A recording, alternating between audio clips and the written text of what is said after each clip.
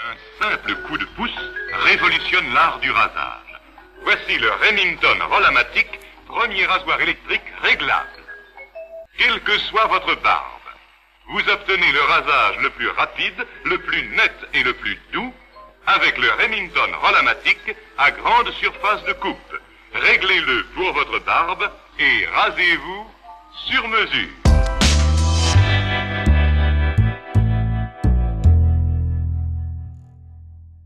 Pourquoi est-il aussi rare de voir un témoin de Jéhovah porter la barbe?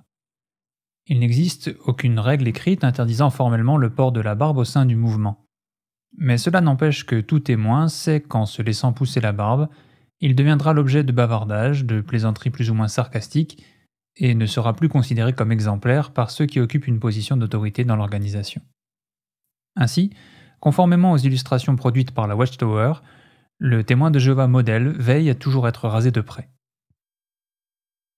Cette situation peut sembler d'autant plus surprenante que le fondateur du mouvement lui-même, Charles Russell, était connu et identifié par son abondant collier de barbe blanche.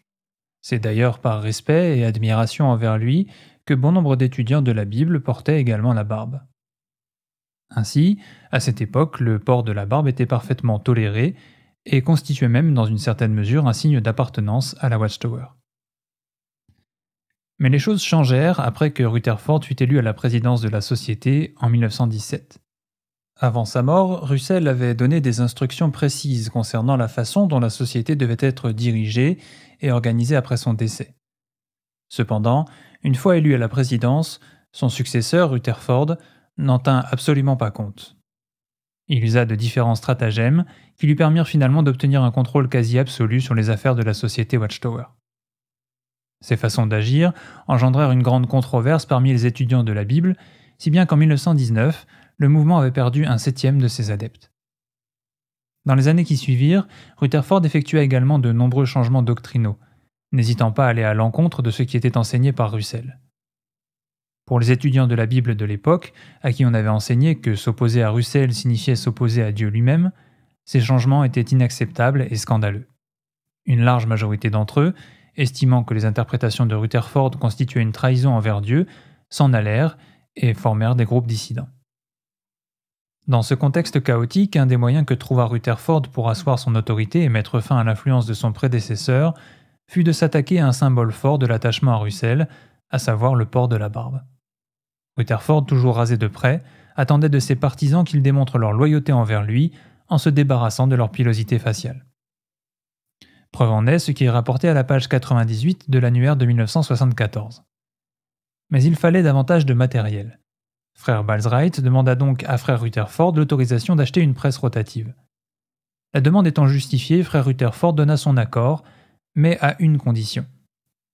Il avait remarqué que, depuis quelques années, Frère Balsright s'était laissé pousser la barbe, qui était devenue semblable à celle de Frère Russell. D'autres frères qui désiraient ressembler à Frère Russell n'avaient pas tardé à suivre son exemple.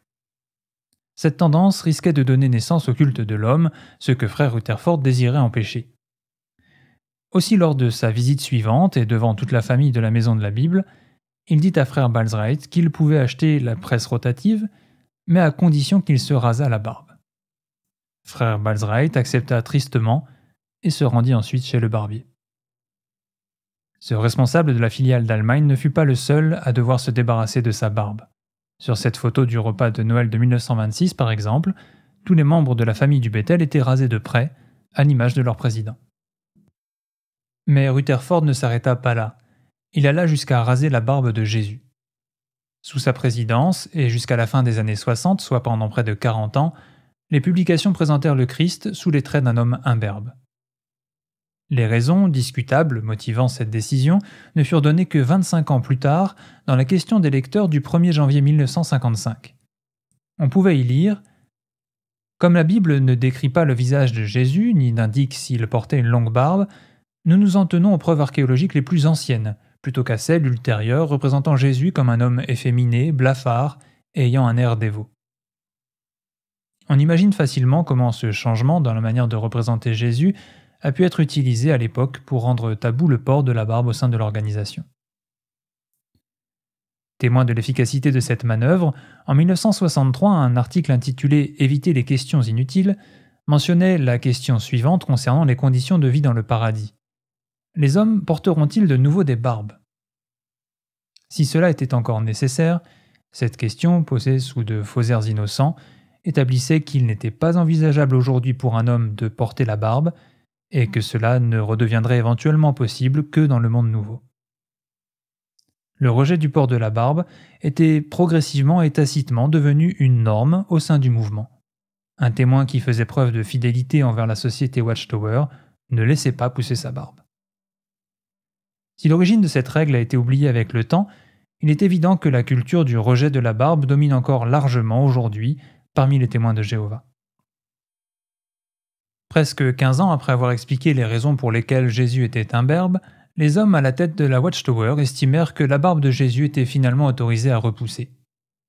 Allant complètement à l'encontre des arguments avancés en 1955, la question des lecteurs du 15 février 1969 expliquait ainsi que « c'est la Bible qui fournit le témoignage le plus digne de foi à ce sujet ».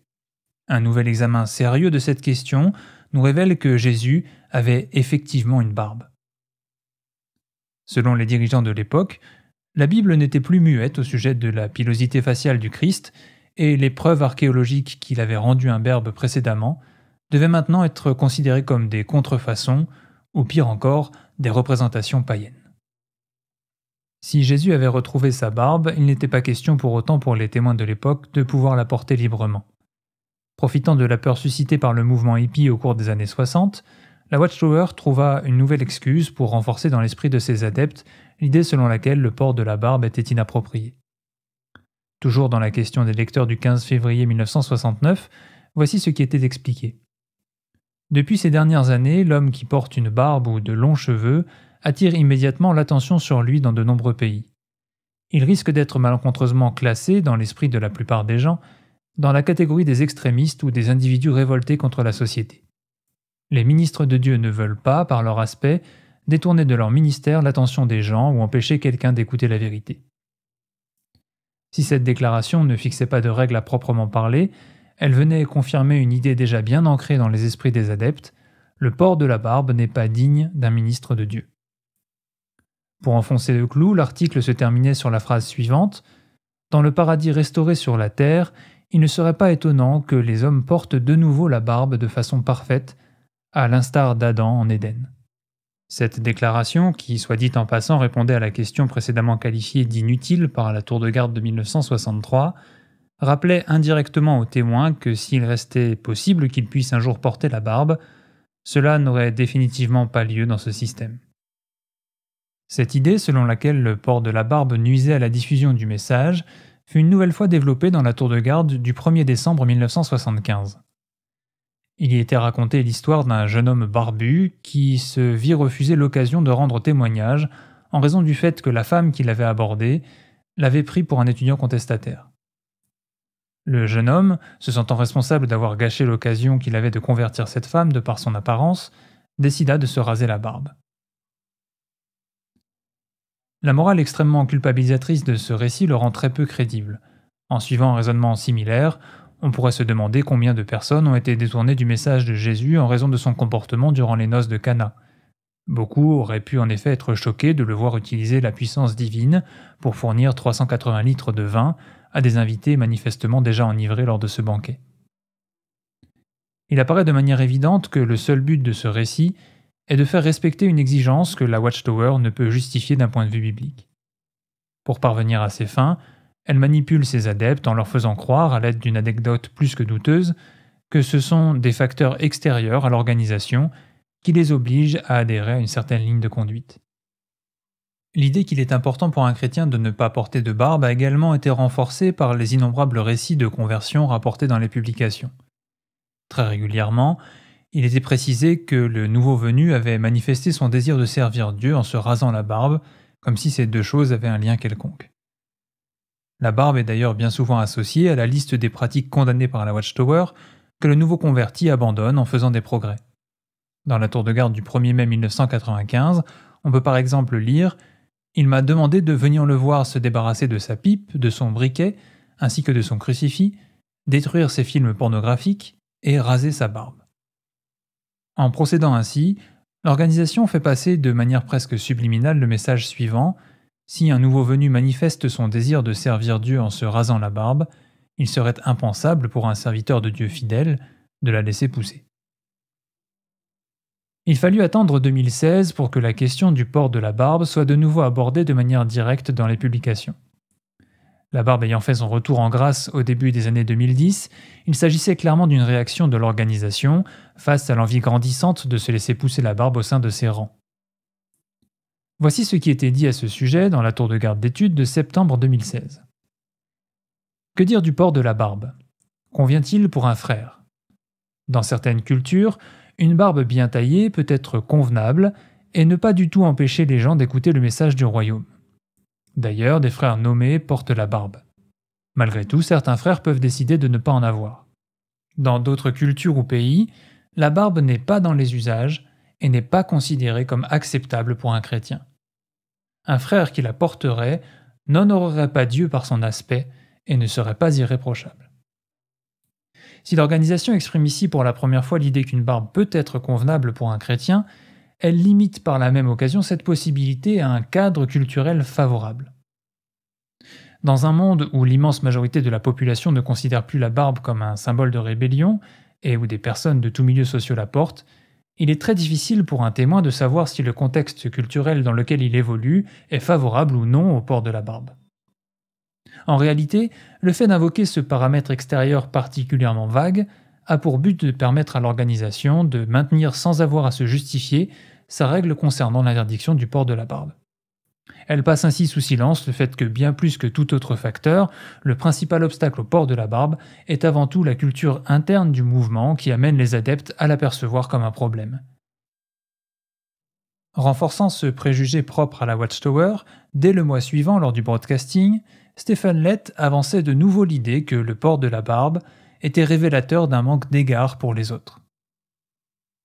Ce que montre ce verset, c'est que si nous avons un droit, mais que ce droit risque de faire trébucher quelqu'un, nous nous retenons de l'exercer. Au verset 13 du même chapitre, l'apôtre Paul a écrit qu'il ne mangerait plus jamais de viande si cela faisait trébucher son frère. Comme Paul, et pour ne citer que quelques exemples, sommes-nous disposés à renoncer à nos droits concernant le port de la barbe, l'utilisation d'un maquillage voyant, la consommation d'alcool, s'il y a ne serait-ce qu'un risque de faire trébucher quelqu'un?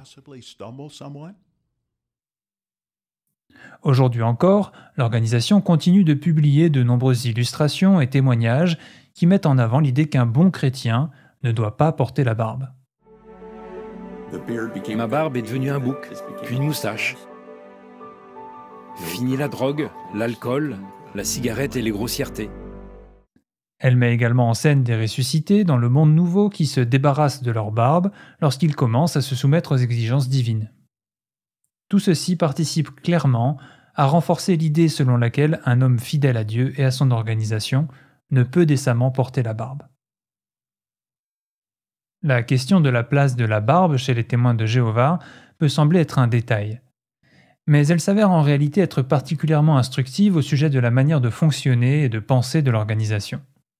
Elle souligne le caractère arbitraire et changeant des doctrines qu'elle enseigne et le fait que ses dirigeants n'ont aucun scrupule à utiliser la Bible selon leurs préférences et leurs objectifs du moment. Elle révèle le niveau particulièrement élevé de contrôle exercé par la Watchtower sur ses adeptes, ainsi que l'extraordinaire pression que cette dernière leur fait subir par l'intermédiaire du groupe. Le port de la barbe est en effet loin d'être le seul domaine concerné. La Watchtower régente et surveille de près les vêtements que portent ses adeptes, leurs relations sociales, leurs loisirs et leur manière d'occuper leur temps, pour ne citer que ces exemples. Lorsque l'on considère honnêtement la façon dont l'organisation des témoins de Jéhovah fonctionne, il est difficile de ne pas penser aux reproches formulés par Jésus à l'encontre des pharisiens, qui suivaient avant tout des traditions humaines et des commandements d'hommes.